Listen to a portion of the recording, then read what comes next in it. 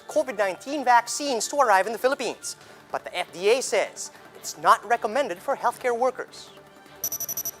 Experts warn against the so-called long COVID, which affects even those who have already recovered from COVID-19. The Health Department, as well as the Bureau of Quarantine, are on alert against the possible entry of the bird flu strain that's transmittable to humans. And the rumors are true. Kim Kardashian has filed for divorce against Kanye West.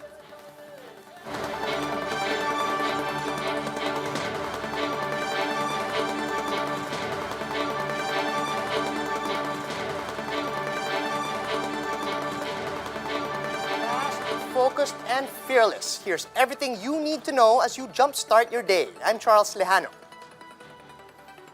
Starting off today's newscast with President Rodrigo Duterte deferring the nationwide shift to modified general community quarantine. Presidential spokesperson Harry said in a statement that while Duterte recognizes the importance of reopening the economy, he opted to give a quote, higher premium to public health and safety. This means Duterte will only give his go signal for MGCQ once vaccinations have begun. Roque added that the deferment includes not only the country's shift to MGCQ, but also the resumption of face-to-face classes. Tumawag po kagabi ang presidente sa akin at ang sabi niya, ayaw po niyang malagay sa panganib o alanganin ang buhay ng ating mga mag-aaral at mga guro habang wala pa pong nababakunahan sa bansa. The government is set to revise its priority list for vaccination. This after the FDA said they're not recommending the use of Sinovac shots on healthcare workers, even though the brand has secured an EU aid. Greg Gregorio with the details. 3 COVID-19 vaccines can now be used under the government's immunization program. After Pfizer and BioNTech and AstraZeneca, the local FDA has granted Chinese pharmaceutical Sinovac an emergency use permit. Yung safety profile niya is good. Yung mga adverse event po nito is mild to moderate. The usual po, no, na pananakit sa braso, konting sinat, at ang rating po niya ay maganda doon po sa allergy and anaphylaxis. Its interim Phase 3 trial data from ongoing trials in Brazil, Indonesia, and Turkey showed that it has 65.3% to 91.2% efficacy among the general public. 2 doses within a 4-week interval will be given to clinically healthy people 18 to 59 years old. But this is not recommended among health workers attending COVID-19 patients. Ang nakita po kasi doon sa trial sa Brazil na binigay po ito doon sa mga COVID, sa mga health workers na nagtatrabaho po sa hospital na nagtitreat ng COVID-19 ay 50.4% ang efficacy niya. So, mas mabuti naman po yun kaysa sa wala, pero ang rekomendasyon po nga natin ng ating mga expert ay hindi po ito yung pinakamagandang bakuna para sa kanila. Because of this, the government will revisit its prioritization list for vaccinees.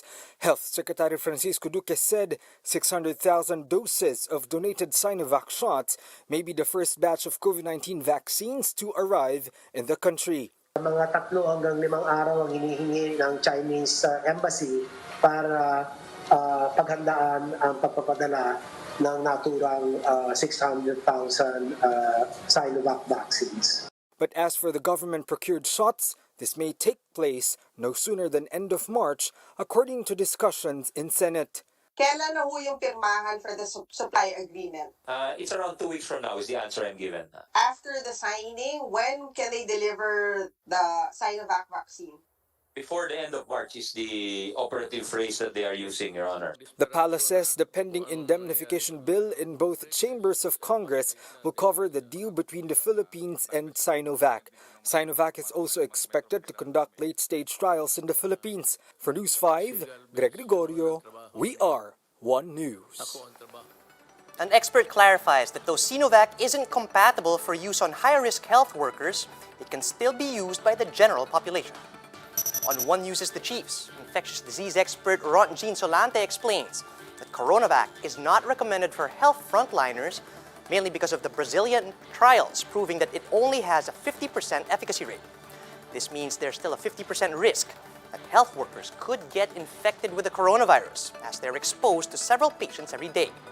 Solante added that vaccines have different levels of efficacy on different populations. Thus, this could be more effective on low-risk individuals. In the Brazilian trial, all of the participants are healthcare workers who are seeing patients every day, okay? And that alone, the 50%, that's the overall efficacy. So for me, I don't think that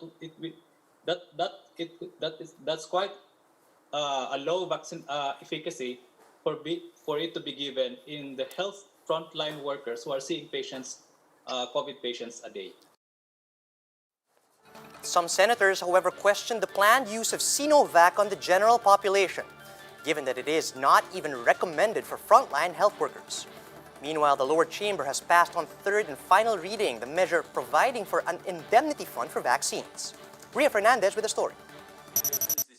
If Senator Ping Lacson had his way, LGUs and the private sector should have the power to directly procure jobs, not only through a tripartite deal. Kasi yung gain ng private sector will also be the gain of the administration and the entire country. Senator Sonny Angara, sponsor of the vaccine procurement bill, says the measure only aims to ensure equitable distribution of vaccines. Nevertheless, he is open to amending the particular provision. I think the concern is in the interim period, sino yung mauuna, concerns about equity, etc., Your Honor, orderly procedures. On the proposed vaccine passport, he said it has been changed to a vaccine card instead to avoid the seeming mandatoriness. Meanwhile, senators expressed concern on the limited use of Sinovac shots in the country due to its relatively low efficacy rate. The Food and Drug Administration earlier said that the Chinese vaccine called Coronavac will not be offered to medical workers. How will our citizens who are not frontliners, how will they feel if they are assigned the Sinovac dose rather than doses that have no qualification or have no, negative recommendations? But Angara came to the defense of the FDA, clarifying that only those treating COVID-19 patients will be covered by the exemption. Senate Bill 2057 also ensures 500 million peso worth of indemnity fund for manufacturer security should the vaccines cause adverse effects. The upper chamber is expected to pass the measure on Monday night, as it has been certified as urgent by President Duterte. Its version over at the House of Representatives has already heard out the second reading.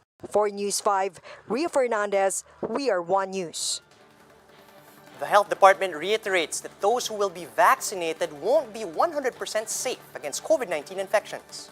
Speaking with 1PH's Sa Totoo Lang, DOH Technical Working Group member Dr. Ana Ong Lim explained that COVID vaccines with high efficacy ratings only prevent severe infections. Ong Lim added that vaccine efficacies may still change as vaccine trials continue across the globe. But she also admits that she still prefers a vaccine with a higher efficacy if given the choice. Siyempre parang ang thinking natin parate, kung may choice ako, ba't hindi ko pipiliin yung pinakamataas na efficacy? Ang problema natin, wala tayong tinatawag na luxury of time, no? Paano kung kunwari yung sinasabi nating pinakamataas ang efficacy ay never naman talagang mag-landing dito sa Pilipinas? Ang point is, right now, lahat tayo zero. Kung mabakunahan ka, meron ka ng more than zero. 50%, 70%, 90%, then that would be helpful. Ong Lim also says that the chance of getting a severe allergic reaction from inoculation is extremely low. However, in an interview with One News' The Chiefs, Maricar Limpin from the Health Professionals Alliance Against COVID-19 said that Filipinos should seek accountability from vaccine donors should they develop allergic reactions to their shots. Sino ang responsible pag may mangyari doon sa mga tao? I would presume kung sino yung nag-donate, siya yung responsible. Unless magkakaroon ng waiver sa indemnification. Yes. No? So that means it will be the government who will be accountable. Here are the biggest stories from the dailies. Pangmasa reports that health experts are now looking into cases of so-called long COVID. These are long-run COVID-19 symptoms and complications experienced by those who have already recovered from the disease.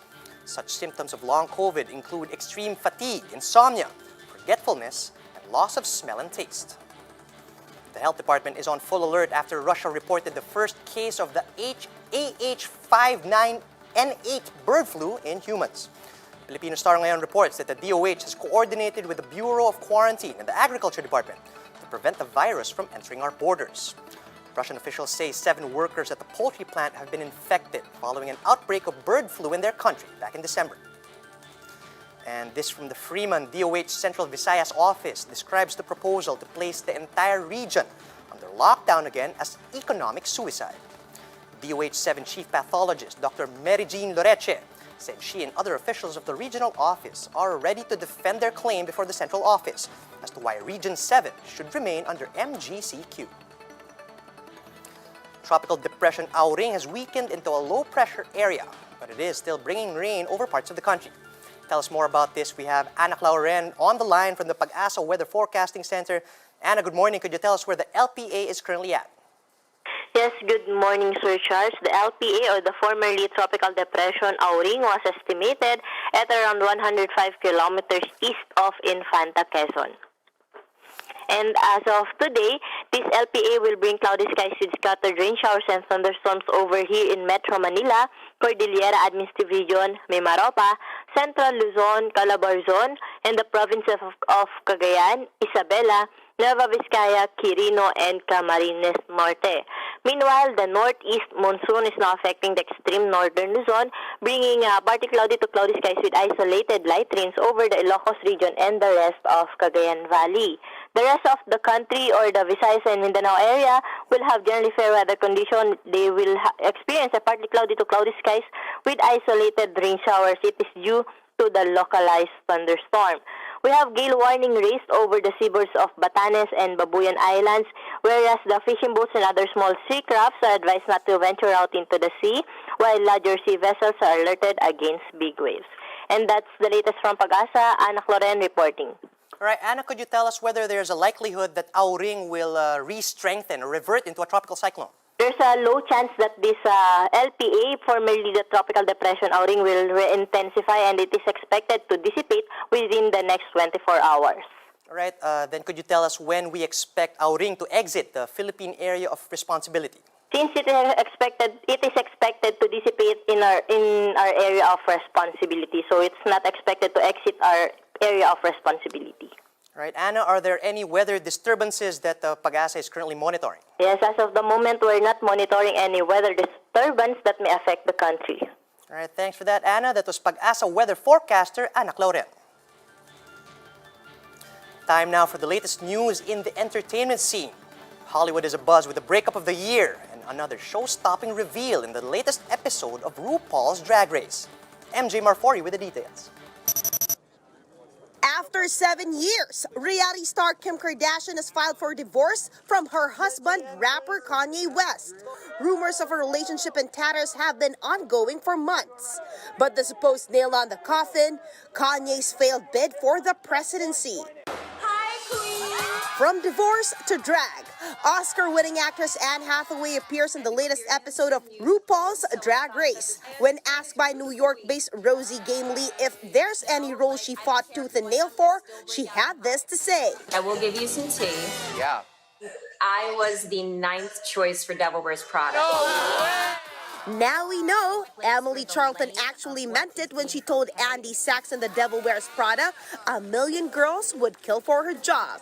For News 5, MJ Marfori, we are One News. And that's how the day is shaping up to be. Join us later at 10 a.m. as we monitor the day's biggest stories from sunrise to sundown. You can also catch One News on the Signal Play app. Just register for a free account at www.signalplay.com and stream One News live anytime and anywhere. I'm Charles Lejano.